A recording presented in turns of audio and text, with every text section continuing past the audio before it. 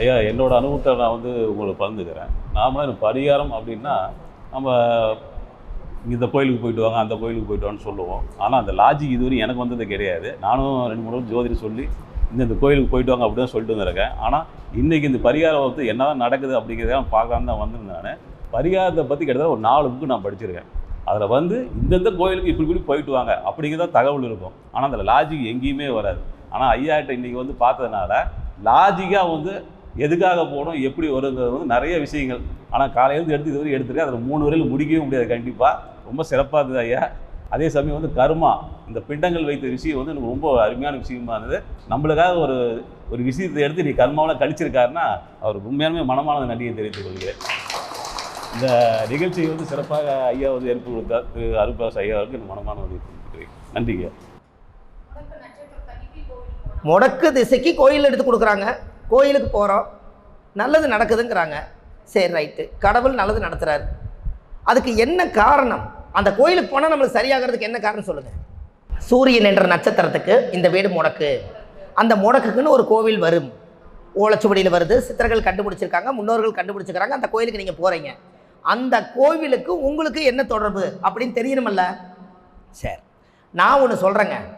இது சேலம், நம்ம காங்கயம்ங்கிற ஊர் கேள்விப்பட்டுக்கிறீங்களா? அதுக்கு பக்கத்தில் ஊதியூர் கொங்கண சித்தர் தவம் பண்ண இடம் யாராவது தெரியுமா? ஐயாவுக்கு தெரியுது, இதை கை தூக்குறாங்க பாருங்க. கொங்கண சித்தர் தவம் பண்ண இடம். இந்த கொங்கண சித்தர் தவம் பண்ண இடத்துல அவர் வந்து தவம் பண்ணார். கொங்கண சித்தர் அவர் கொக்கு ஆகி போனதுனால இப்படின்னு ஒரு பார்வை பார்த்தது. கொக்கு பொசிஞ்சு கீழே விழுந்துருச்சு.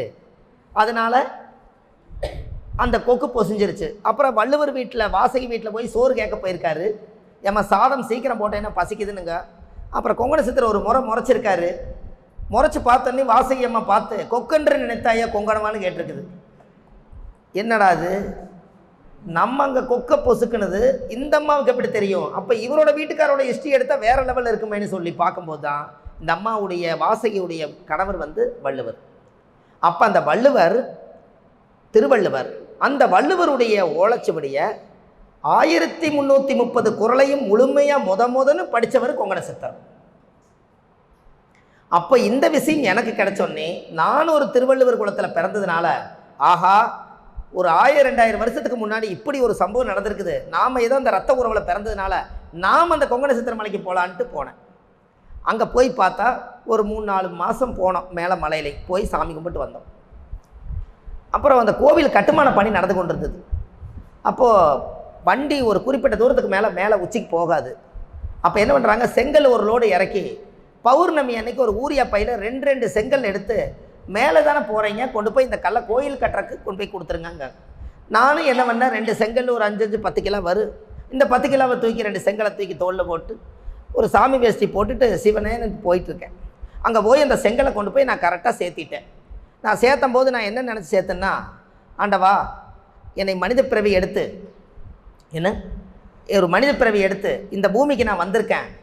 நான் என்னுடைய கர்ம வினையெல்லாம் தீர்ந்து என்னுடைய குழந்தைகள் என் மக்கமார்களெல்லாம் இந்த மண்ணை மிதிச்சாங்கன்னா அவங்களுக்கெல்லாம் ஜாதகத்தில் தோஷம் பாவம் கர்ம வினை எது இருந்தாலும் உன்னோட மண்ணுக்கு வந்தால் இது தாய் வீடாக நினச்சி நிவர்த்தி ஆகட்டு, உனக்கு நான் ஒரு பணிவிடை செஞ்சுருக்கிறேன்னு சொல்லி ஒரு 2 செங்கலை கொண்டு போய் நாங்கள் வச்சுட்டு வந்திருக்கேன். அப்போ என்னுடைய காலம் 100 வருஷத்துக்குள்ள, அதுக்கப்புறம் என்னுடைய மகனோட காலம் 200 வருஷம், அதுக்கப்புறம் 300வது வருஷம் என் பேரன் ஒருத்தர் இருப்பான். அவனுக்கு சூரியன்ற நட்சத்திரம் வந்து ஊதியூர் கொங்கண சித்தர் கோயில் வரும். நான் என்ன பண்ணிட்டு வந்திருக்கேன், முதலே புண்ணியத்தை தேடி வச்சுட்டு வந்திருக்கேன். இந்த முடக்கு கோயில் முன்னோர்கள் வந்து நாம் தொடர்புள்ள கோயில் தான் முடக்கு கோயில். நம்மளோட முன்னோர்கள், இப்போ நான் வந்து 300 வருஷத்துக்கு அப்புறம் நான் முன்னோர்கள் தானே.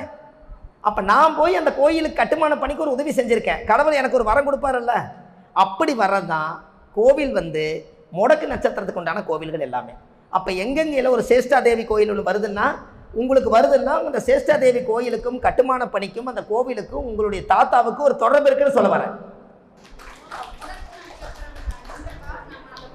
உங்களுக்கு கோவில் முடக்கு கோயில் ஒன்று வரும். அந்த கோயில் போனால் ரிலீஸ் ஆகிறதுக்கு காரணம் என்ன, உங்களுடைய தலைமுறையில் 7 தலைமுறைக்குள்ள யாரோ ஒருத்தர் அந்த கோயில் கட்டுமான பணிக்கு அந்த சாமி சிலை பிரதிஷ்டை பண்ணுறதுக்கு உங்கள் முன்னோர்கள் போய் அங்கே அரும்பாடு பட்டு பூஜை பண்ணிட்டு வந்திருப்பாங்க.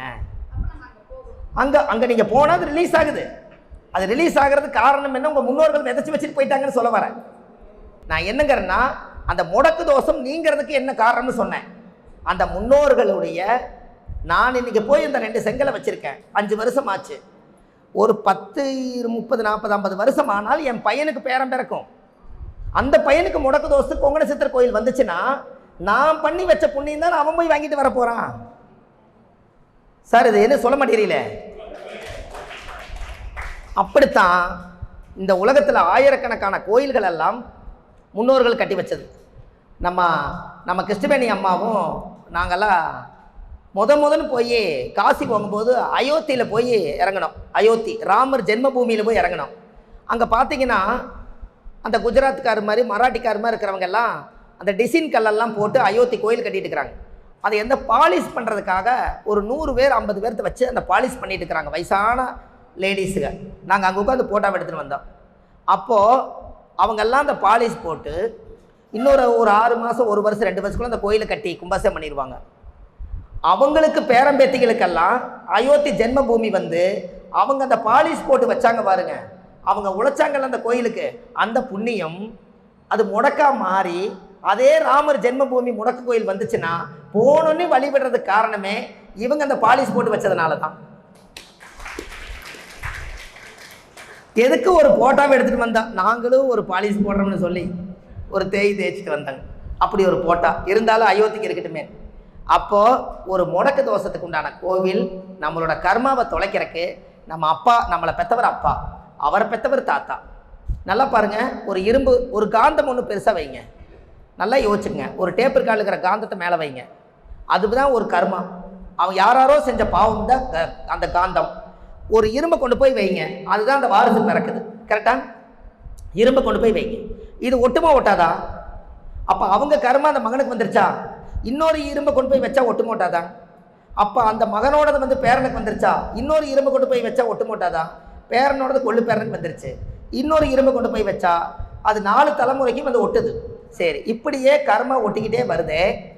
யார் வந்து ஒரு மரக்கட்டை செஞ்சு இரும்புக்கு பதிலாக அந்த இடத்துல வச்சு அந்த கர்மாவெல்லாம் பிரபஞ்சத்துக்கு போய் புது பிறவி ஃப்ரெஷ்ஷாக எடுக்கிறது யார்?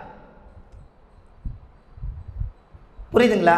தொடர்ந்து வந்த கர்மாவை யாரோ ஒருத்தர் திதி தர்ப்பணங்கள் கொடுத்து அந்த மோட்சம் அதெல்லாம் பண்ணி யாரோ ஒருத்தர் அதை கண்டுபிடிச்சி அந்த கர்மா சுத்தப்படுத்தினா தானே. அதை படுத்தலைன்னா பெரியவங்களை பிடிச்சி எல்லாரும் திட்டுறாங்க, நீ முன்னோர்கள் அந்த பாவத்தை எதுக்கு செஞ்சீங்க, நாங்களாம் இப்படி கஷ்டப்படுறோம். அப்படியெல்லாம் இல்லை, 7 தலைமுறையில் இருந்தே அது ஜென்ரேஷனில் வந்துட்டு இருக்குது. அதை கண்டுபிடிச்சி மனித பிறவி எடுத்து பாவங்களை எல்லாம் நீப்பதற்காக நம்ம புண்ணியம் செய்வதற்கு தான், நம்மளோட முன்னோர்கள் செஞ்ச கர்மாவை தீர்க்கறதுக்காகத்தான் நம்ம பிறக்கும் போதே கர்மாவோட 3 கர்மா தான் இருக்குது. கண்டுபிடிக்க பார்க்கலாம். அது இல்லாமல் தமிழில் சொல்லுங்கள். 3 கர்மா இருக்குது. அதாவது தாயுடைய கருவறையில் இருந்து அப்பா உருவாக்குனார், அப்போ தந்தை வழி கர்மா. அதைய ஏற்கனவே மூதாதிகள் எல்லாருமே நாம் எத்தனாவது பிறவின்னு தெரியாது, நாமளே 5 பிறவியாக இருப்போம், இது 5ஆவது பிறவியாக இருப்போம்.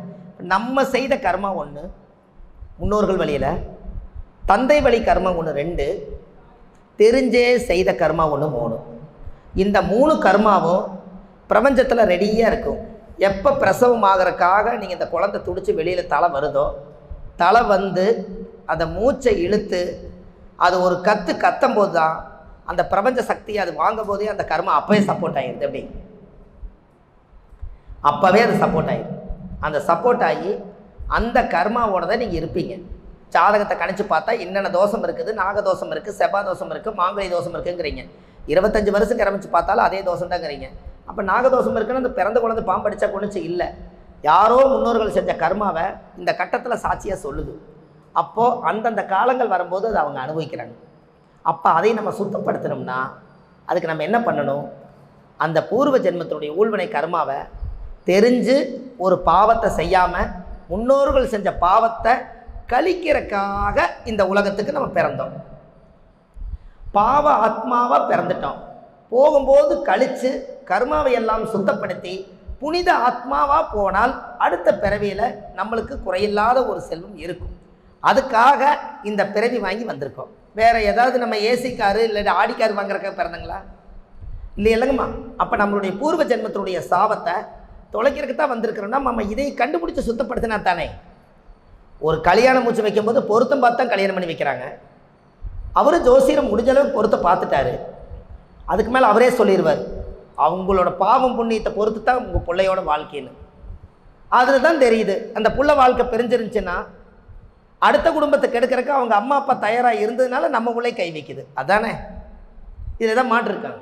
அப்போ இது நீங்கள் தெரிஞ்சு ஒரு கர்மாவை நம்ம தேடி வச்சிட்டோம்னா இதுக்கு பரிகாரம் எங்கே இருக்குதுங்கன்னு. நம்ம கர்மாவை கழிக்கிறதே ஒருத்தருடைய வாழ்க்கையில் விளையாடக்கூடாதுங்கிறது தானே.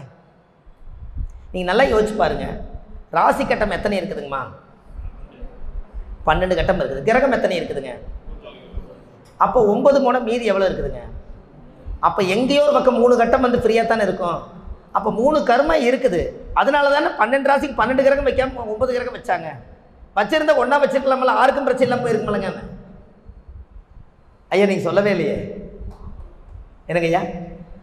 9 கிரகம் வச்சாங்க, மீதி 3 கிரகத்துக்கு. அப்போ ஏதோ ஒரு கர்மாவை சுமந்துருக்கிறீங்க, அதையெல்லாம் சுத்தப்படுத்துறதுக்கு தானே ஆண்டவன் ஒரு கர்மாவோட பிறக்கிறோம்னு. அப்போ நிறைவாக பிறக்கலை, குறைய கண்டுபிடிச்சி நிறைவாகலாம் இல்லைங்கிற அது கருத்து தானுங்களா?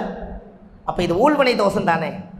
அப்போ நம்ம இந்த பிறப்பு வாங்கியிருக்கிறதே நம்ம இந்த கோவில்கள் தான தர்மங்கள் புண்ணியங்கள் எல்லாம் செஞ்சு தான் நம்மளோட ஊழ்வினை பாவத்தை தீர்க்க முடியும். இப்போ இதுக்கு தான் சூரியன் என்ற நட்சத்திரத்தை நீங்கள் கெட்டியாக பிடிச்சிங்கன்னு சொன்னேன். நான் வள்ளுவர் வாக்கு யூடியூப் சேனலில் போங்க, 27 நட்சத்திரத்துக்கும் சூரியன் என்ற நட்சத்திரத்துக்கும் முடக்க யாரும் சொல்லியிருப்பேன். அது ஏன் நான் சொல்லியிருக்கிறேன்னா, அப்பாவுடைய உயிர் கருவில் உருவாகும் போது இருக்கிற நட்சத்திரத்துலேருந்து தான் இவங்களோட கர்ம சப்போர்ட் ஆகுது. வேற எங்கிருந்தும் வரல. அப்பா உருவாக்குற நட்சத்திரம் நின்ற நட்சத்திரம் தான், அதில் ஒன்றும் மாற்றமே கிடையாது. அங்கிருந்து நீங்கள் எடுத்துங்க. அதனால தான் மாந்தி போகிற நட்சத்திரத்தில் வீட்டில் கிரகப்பிரவேசனம் கல்யாணம் சாந்தி முகூர்த்தம் எதுவும் பண்ணாதீங்க அப்படி சொல்கிறதுக்காக. நீங்கள் கன்னிலக்கணத்தில் சாந்தி முகூர்த்தம் வச்சு கொடுத்தா என்ன ஆகும்? ஐயா கன்னிலக்கணத்தில் சாந்தி முகூர்த்தம் வச்சு கொடுக்கூடாது நான் சொல்லியிருக்கேன். அது ஏனுங்க ஐயா? என்னங்கம்மா இன்னும் கொஞ்சம் சொல்லுங்களேன்.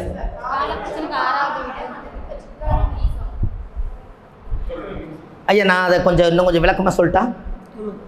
ஏன்னா கன்னிலக்கணத்தில் வச்சு கொடுத்துடக்கூடாதுல்ல, அதுக்காக. கன்னிலக்கணம்னா ஒரு சாந்தி முகூர்த்தம்ங்கிறது ஒரு கணவன் மனைவி இணைஞ்சு ஒரு வம்ச விருத்தி ஆகிறது. 5ஆம் இடம் தான் புத்திரஸ்தானம். அப்போ கன்னிலக்கணத்துக்கு 5 கூடையவர் யாருங்க? கன்னிலக்கணம் 5 கூடை சூரியனுங்களா? தெளிவாக சொல்லுங்கம்மா. சனி. மகர வீடு தான். மகரத்தில் என்ன கிரக நீசம்? குரு நீசம். 7ஆம் இடம் தான் தாம்பத்தியம். அப்போ கன்னிலக்கணத்துக்கு வச்சு கொடுத்தா 7ஆம் பாவ தாம்பத்தியம் பண்ணுவாங்க. தாம்பத்தியத்துக்கு உண்டான ஒரு குருவை நீசமாகிறாரு. அப்போ வம்ச விருத்தி ஆகுமா? என்னங்க ஐயா? ஐயா இது யோசிக்கல இல்லையா? கன்னிலக்கணம் 5ஆம் இடத்துல குரு நீசம், 4ஆம் இட சுகத்தை கொடுக்குறீங்க, சுகஸ்தானாதிபதி நீசம், 7ஆம் இட தாம்பத்தியம் நீசம், எல்லாம் சேர்ந்து 5ஆம் இட புத்திரம் என்னக்கூடிய பூர்வ ஜென்மத்துக்கு வம்ச விருத்தியாகக்கூடிய இடத்துல போய் சனி வீடு மகரம் கர்மராசியில் குரு நீசமாகிறதுனால தான் கன்னிலக்கணம் வச்சு கொடுத்தீங்கன்னா அந்த குழந்தை கிடைக்காம போகிறதும், இந்த மாதிரி சாந்தி முகூர்த்தம் நடந்ததுக்கப்புறம் குழந்தைகள் ஒச்சமாக பிறக்கிறதும், மனநல பாதிக்கப்பட்டு பிறக்கிறதும், மூல வளர்ச்சி கம்மியாக பிறக்கிறதும் இப்படியெல்லாம் நடக்கும். என்னங்க ஐயா? என்னங்க ஐயா? சொல்லுங்க ஐயா. இந்த விளக்கம் ரொம்ப அற்புதமாக இருக்குது. ஏன்னா கன்னிலக்கணத்துக்கு அதிபதி புதன் அதிகிரகம், 4ஆம் பாவதிபதி குரு, 7ஆம் பாவதிபதி குருவாக வர்றாரு. சனி பகவான் வந்து மந்தன், அவர் மந்தன லைட்டம் கொடுப்பார், இல்லாத லைட்டம் கொடுப்பார். அற்புதமான ஒரு கருத்து பாருங்க. எல்லாமே ரூல்ஸாக இருக்குதுங்களா ஐயா? அப்போது கன்னிலக்கணத்தில் ஒருத்தர் வச்சு கொடுத்தா அப்போ உண்மையாலுமே அது எவ்வளவு பிரச்சனை கொடுக்குதுன்னு பாருங்க. அப்போ சாந்தி முகூர்த்தம் மட்டும் கன்னிதானம் பரதேசம்னு சொல்லி வச்சுருக்காங்க. அப்போ கன்னி வந்து இரட்டைத்தன்மை. 4ஆம் அதிபதி மட்டுமல்ல, கன்னிலக்கணத்துக்கு பாதக வீடு எத்தனாம் இடம்? அப்போ 7 பாதகம். நம்ம இயக்க சொன்னோம்னா எப்படி இருக்குன்னு நீங்களே பாருங்க. இந்த லக்கணத்துக்கு மட்டும்தானே இவ்வளோ பிரச்சனை. அப்போ இந்த லக்கணம் வந்து ஜாதகத்தில் வரக்கூடாது. உங்களுக்கு ஒரு விஷயம் தெரியுமா?